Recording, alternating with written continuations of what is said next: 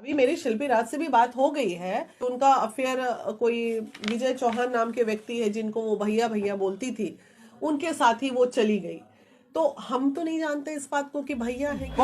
Bhojpuri industry, Bhojpuri industry में तो ऐसा हो गया है कि भोजपुरी का नाम लेते ही जहन में दूसरा वाला ही बात समझ में आ रहा है। अभी एक मैटर समाप्त नहीं हुआ था अनुपमा यादव और बीकू का, तब तक तुरंत एक शिल्पी राज और विवेक पटेल का मुद्दा फिर से ट्रेंडिंग में चलने लगा है।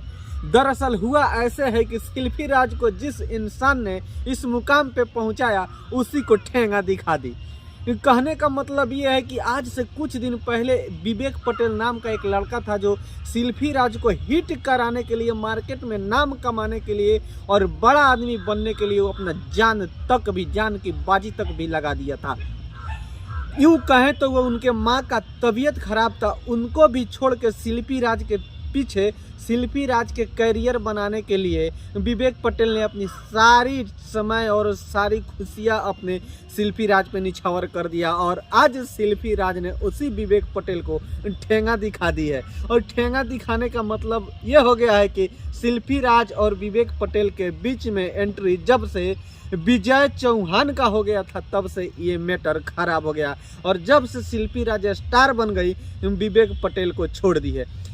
आज से कुछ दिन पहले ही महिला विकास मंच के अध्यक्ष बीना मानवी ने ये केस अपने हाथों में ले लिया है और विवेक पटेल को वादा दिला दिया है, भरोसा दिला दिया है कि तुमको न्याय हम दिलाएंगे, बबुआ तुम चुपचाप रहो, न्याय हम दिलाएंगे। अब कहने का मतलब कि बीना मानवी भाई, बीना मानवी के हाथ में जब केस चल गया है तो शिल्पी का तो लंका लगेगा ही।